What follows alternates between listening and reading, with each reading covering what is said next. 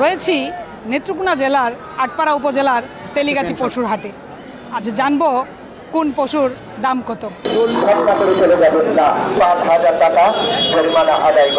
নেত্রকোনার 10 উপজেলার বিভিন্ন হাটে চলছে কোরবানির পশু বেচাকেনা। নেত্রকোনা জেলার পুরনো স্থায়ী পশুর হাট তেলিগাতি। হাট ঘুরে দেখা গেছে গতবারের তুলনায় এবার গরুর দাম অনেক কম, প্রায় 15 থেকে 20 হাজার টাকা কম দামে বিক্রি হচ্ছে।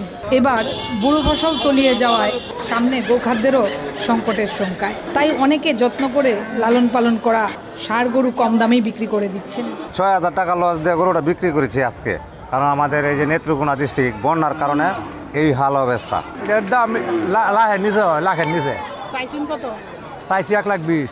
এহটা গরু তো 20,000 টাকা নাই। 1,60,000 টাকা চাচ্ছি, মানে 1,10,000 20,000 টাকা এরকম বলে বিক্রি করছে। 1 লাখ টাকা, 1,05,000 টাকা চাইছে। তেমন টাকা লাভবান না, হিসাবে লসেই। বিক্রেতার সংখ্যা বেশি, ক্রেতার সংখ্যা নাই বলে চলে। দরদাম মন মতো না হয় পশু ফিরিয়ে নিচ্ছেন তারা।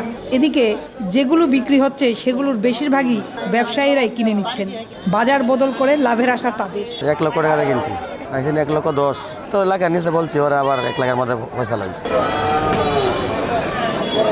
এদিকে 1040 টাকা করে দিতে হয় ইজারাদারদের। এবার ইজারাদাররাও বলছেন দাম কমের কারণে বেচাকেনা কম থাকায় তাদেরও লাভ নেই।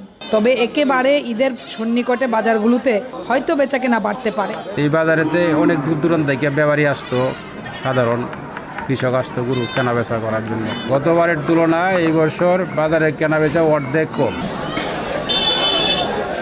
জেলা প্রাণী সম্পদ অধিদপ্তর জানায় এবার 1,36,688টি পশু কুরবানির জন্য প্রস্তুত রয়েছে। তার মধ্যে বাড়তি রয়েছে 19,121টি। প্রশাসন সূত্রে জানা যায় 40টি স্থায়ী হাট রয়েছে জেলায়। তবে গত বছর স্থায়ী অস্থায়ী মোট 213টি হাট বসেছিল। এবার অস্থায়ী হাট এখনও ঘোষণা করা হয়নি। সময় সংবাদ, নেত্রকোনা।